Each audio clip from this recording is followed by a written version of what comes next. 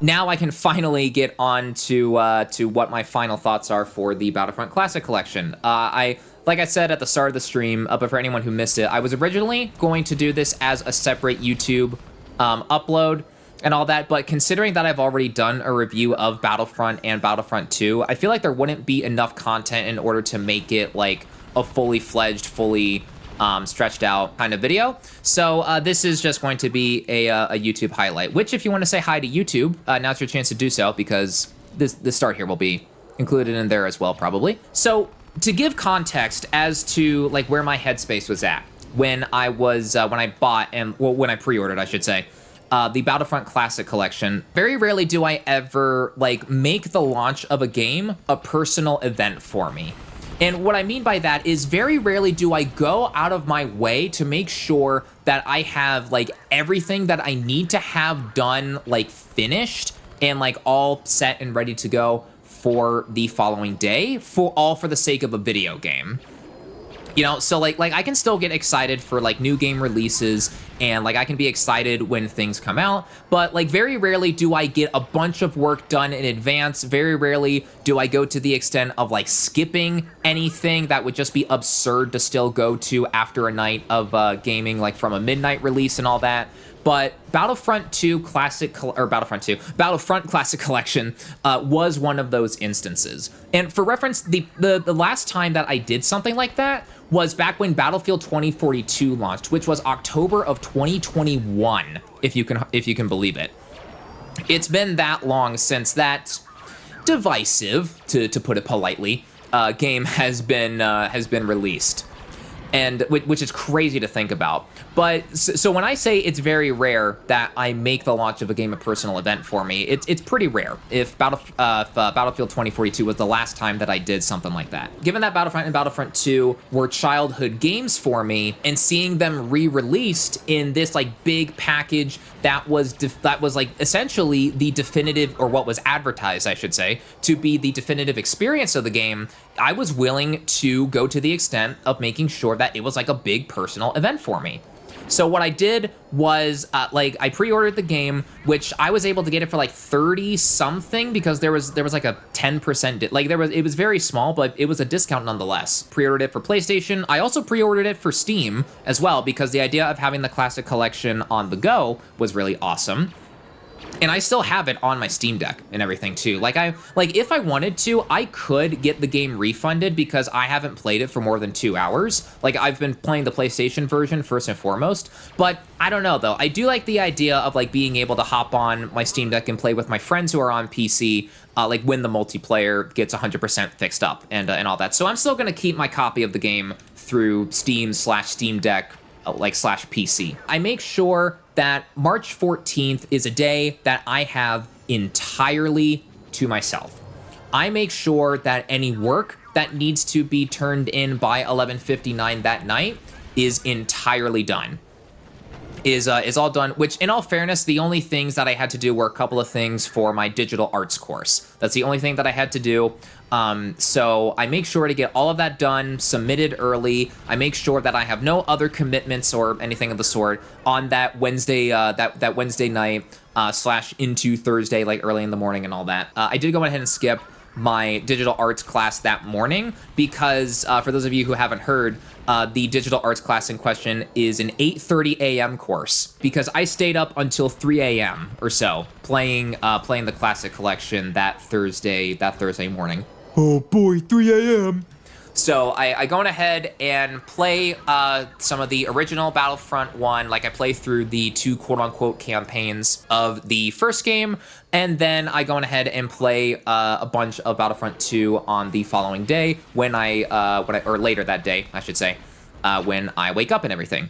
And honestly, I'm having a pretty good time at the start. Like I'm having pretty fun time so far. The main reason why I've been having as much fun as I have with the Classic Collection so far, and like especially at the start, is because of the fact that I hadn't tried the multiplayer, because I bought the Classic Collection primarily for the single player, as like the offline offerings, as like a point of reference for that.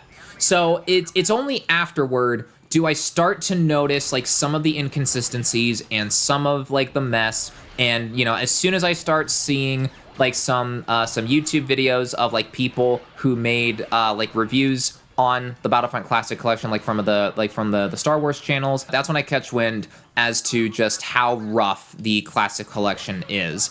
Everything from like certain parts of maps not loading in, to like simulations breaking on like Hoth and the Death Star, and all of that, to like loud ear-piercing audio bugs that occasionally pop up depending on the map that you're on, to half of the cutscenes from the Rise of the Empire campaign missing. I think with the latest update that will be out for consoles and is already out for PC, those second half mission cutscenes are back. But the fact that they were even removed to begin with is really rough. And then there's, of course, like other things, like the fact that the flying controls, like you can't invert those. And then, of course, like the multiplayer was a mess because there were only like 3 or so servers at the start, which in all fairness, like when Aspire said that, they said like the critical network errors that prevented like their servers from showing, I do believe them when I say that it was a matter of something about like their existing servers not showing. Like it's not a situation where like they had to rush to like make those servers to begin with. I do believe them when they say that it was a matter of those servers not showing up in the first place and all of that. Perhaps the biggest like grievance that I had with the multiplayer is the fact that like host disconnections would happen and there would be no host migration, which especially in this era of like most games using dedicated servers and typically steering away from things like peer-to-peer connections, you know, I found that to be pretty puzzling because of the fact there was no, at least to my knowledge, there isn't any host migration. It might have been added or it might have just been there all along and it hasn't worked since then. So I could be wrong when I say that there wasn't like host migration before. So in case if I am wrong, feel free to correct me on that if there was or wasn't host migration and all that. But see, like host migration and like host disconnect is like the thing that would happen in a game like Black Ops 2, for instance, whenever you would call in the swarm score streak and everyone on the enemy team would back out. So I'm like, wait, what? Like, what the hell is happening? So it was only then did I realize just how shoddy the Classic Collection's launch was. And it was made even worse with the fact that, did you guys all hear about how, I forget the person's name off the top of their head, but the person who made the DLC restoration for like Kit Fisto and Asajj Ventress, those mods allowing like PC players to access those characters because they were originally through like Xbox content. They were using models from other heroes in order to like make the mods possible and such. So it was discovered that like in one of the early promotional trailers that Aspire was using that mod but without giving credit. And Aspire said, oh, don't worry, that was just like for placeholder footage. It's not going to be in the actual game. Don't worry about it. Guess what? It's been patched out. It's been patched out by now, I'm pretty sure. But guess what? In the full game, that person's mod for Asajj Ventress and Kit Fisto was in the game, and there was no proper credit given.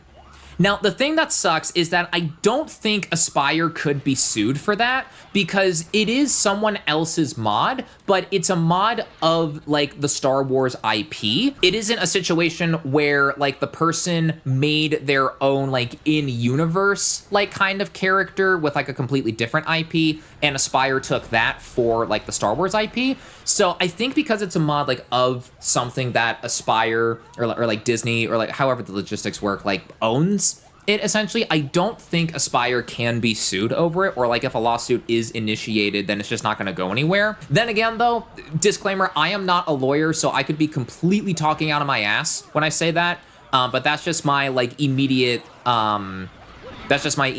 like initial thoughts of like the situation and whatnot. It's still really scummy that they said, hey, you know, it's not going to be in the full game, don't worry. And even if it was in fact not in the full game for like very long, the fact that it was there at all to begin with is really gross. Like that I think that on top of the like network instability for the multiplayer, the missing cutscenes from Rise of the Empire, the fact that the game is like 30, like, well, at least it's 30 gigabytes for me because I haven't downloaded the PlayStation 4 version. Since I've only got the PlayStation 5, I think it's only taking up like 30 some odd gigabytes, but I think it's like 30 per version on Xbox, or not on PlayStation, I want to say, but it's like 60 to 70 something gigs for like Xbox and PC and whatnot. And it's because of like it's partially because of like the 4K textures and everything of like the upscaling and all that, but it's also because of the fact that seemingly no compression was done at all to begin with. So either Aspire thought that, you know, that was fine, that just completely uncompressed 4K textures for everything would be perfectly fine, or they were in such a rush to get it out the door that they didn't have time to compress it for later. The worst part is, I don't even think they can like put out a patch to like reduce the game file size now, because I don't think that's a thing in gaming. I don't think there is a patch that you can download that actively reduces the size of a game. I don't think such a thing exists. So it's forever going to be 60 to 70 gigabytes and possibly more, depending on how large some of these patches are. Of course, now that Aspire have hopefully learned their lesson, hopefully, and the fact, you know, hopefully they've learned that they need to compress like the things moving forward. So maybe like the like updates and patches and everything will be much lower in size because they'll actually compress the freaking thing. But like in terms of the base game size, it's probably gonna like remain at like 60, 70, maybe 80 gigs, and what the whole plan is like there. It's like, my God, man. It also didn't help that the initial response from Aspire, from Aspire Joe, the person calls themselves, and all that, which is I don't know why Aspire Joe sounds generic. I don't know. How much money you want to bet that Aspire Joe is actually just an AI bot, and like the people over at Aspire like had ChatGPT type up their like half-assed apology, their half-assed apathetic apology of like, oh, we're so sorry that the Battlefront collection sucks ass on our part. Please continue to buy the game. Please have faith in us that we'll fix it. Please, please, pretty please. I don't know. To me, it reeks of like it being like half-assed. But in any case, regardless of the level of ass, that first apology, you know, went out, and it said something to the effect of like, thank you for like being so supportive of like the game and everything, or like, we thank you for your continuing support like for the game. Meanwhile, on Steam, it's got overwhelmingly negative now. It's got like 2 out of 10 stars, I think, on Steam, and on PlayStation here, it's admittedly higher than I thought it would be in terms of a star count, 3 out of 5, but still, this was like an easy 4 out of 5 minimum, you know, for this, because literally all they had to do was just pretty up the game and make sure that the online stability was fine, because like, and I say only because most of Battlefront and Battlefront 2, the classics, were already made. Most of the game has already been made for them. So in comparison to either figuring out the networking on its own or figuring out the networking while rebuilding the game, like the former set, like, don't get me wrong, I'm not trying to say that like rebuilding the online infrastructure for an old game is like easy. I'm not trying to claim it's easy, but in comparison to rebuilding the online infrastructure like while building the game as well, I don't know, it just seems weird. Like more time should have been put into it, I feel like. Unfortunately, it's a situation where for a lot of people, it's a situation of too little too late. Like they've already refunded the game on Steam, for instance, and no matter like how many updates and patches get released for the game, I have a feeling that like for those people, it literally is just too little too late. They're not going to want to rebuy the game after it was burned. You know, they're especially not going to want to rebuy it for $35. I'll tell you that much, at least here in the US, you know, for $35. I think the best thing moving forward would be for them to reduce the price to at minimum $20, if not like $15 or $10. Like moving forward, honestly, I think that should be like the price moving forward. And the thing is, like the executives, like the heads The heads over at Aspire are probably going to look at their like spreadsheets, and they're gonna be like, but charging like $20 to $15, maybe even 10, that won't make us as much money. In the short term, it won't probably, but in the long term, it'll make you guys a lot of money. The multiple $10 sales instead of the two $35 sales. Seriously, take a look at the long-term effects on the spreadsheet, guys, and quit being so focused on immediate short-term gains. I get it. The shareholders and investors, they want to be pleased. They want to be reassured. They want to be cradled to sleep whenever they go goo gaga, wah, where's our money? Where's our money, Daddy Aspire? Where's our money? Yeah! You know, they want an immediate answer to that question instead of something, you know, where they're not going to get an immediate answer to that, you know? But you're gonna need to tell them, shh, just wait, just wait. You're gonna need to cradle them a little bit. You're gonna need to probably sing them a lullaby. You're probably gonna need to tell them, hey, the money will come soon enough. The money will come soon enough. Just shh, just wait. You know? Like, hi. The whole situation with Battlefront Classic Collection's launch is sad because it didn't need to launch like this. It really didn't.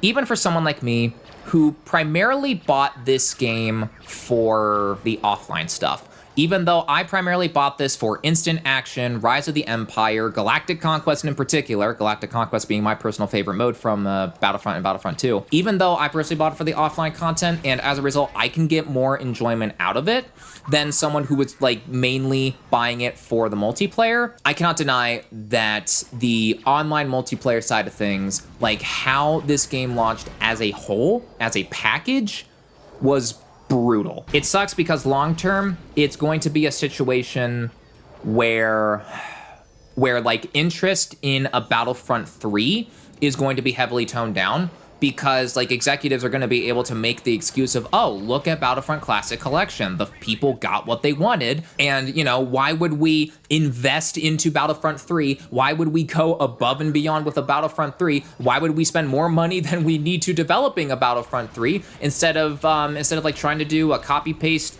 roster update like slop like release where minimal expenses, maximum profits? It's like, it's so sad, man, because you know for a fact that like any like CEO of like any company will look for any excuse to like reduce the amount of money that they need to put into a product in order to like get the most return on it and such. And especially with a Battlefront 3, like how high people's expectations would be, like a lot of money would need to be poured into that project. But you know, if they see, like if requests for a Battlefront 3 come in, like the higher ups at like the companies and whatnot could be like, well, see, we tried to give you like a remastered experience of Battlefront 1 and 2, and y'all didn't like that very much, so why should we risk with a Battlefront 3? And it pisses me off like that those kinds of sentiments can be expressed by people because they're boiling it down. They're simply boiling it down to just numbers. So yeah, it makes it even more sad because it's a situation where like it has more ramifications than like it may initially seem, because this is more than just a poor re-release of Battlefront 1 and 2. This is like, if it isn't the final nail in the coffin for a possibility of a Battlefront 3, then it's like the second to last, if that. You know, it sucks. Ugh. I don't know about you guys, but this was the first time that I have heard of Aspire before. Like, obviously, Aspire's been around for a while. The company's been formed, like they've been operating ever since the mid to late 90s. I want to say, if I'm remembering my initial research that I did correctly. So they've been around and they have like played their fair part. They've done their fair share in porting experiences like you know, like games over to Mac and whatnot.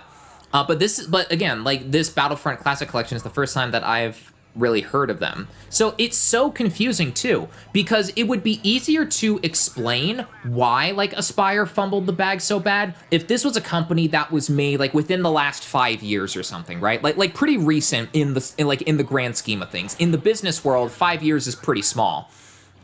especially when it comes to the formation of something like a company and all that. So it would be easier to explain if it was just a situation of like, oh, they were like understaffed, or, you know, like they didn't like have enough resources, or like it's entirely possible that like such a small company being given the reins of something like this, like if there could be any potential kind of scam or fraud going on as well. I don't know. I feel like that's something. I feel like that's something that that CoffeeZilla should would investigate if there was like any financial fraud on Aspire's part. I feel like that'd be a CoffeeZilla thing. That's outside my scope of that's outside my scope of expertise. Some YouTuber I was watching made claims I do not have proof of, but he says apparently the head company of Aspire is in money troubles, and they were guessing they were forced to get it out. That's just his claims from the video I saw. So it could be like a situation of where they needed to get the game out the door in order to get some kind of like income in order to like make it another month or something. Is that like the gist of it? Yeah, for the Classic Collection, he is assuming because of their money troubles, they forced it out. It would make sense. Got ya. So it was a situation of like they couldn't afford to keep it in the like if this is indeed what's happening, or if that is indeed what happened, I should say. It's like, it sounds to me like a situation of they couldn't afford to keep it cooking in the oven any longer, because it was either that or they go bankrupt if they kept on developing the game, and it's better to have some money and like get a PR backlash than to have no money and go out of business entirely. It sounds like that's assuming that is like what actually happened. I don't know. Like I said, time will hopefully give way to some answers. Yeah, the whole situation with Aspire is like, it's equal parts infuriating that they botched the release this bad, intriguing because I genuinely want to know just how in the hell like something like this got so like miscalculated and like wrong and everything. It's like what happened? I want to know.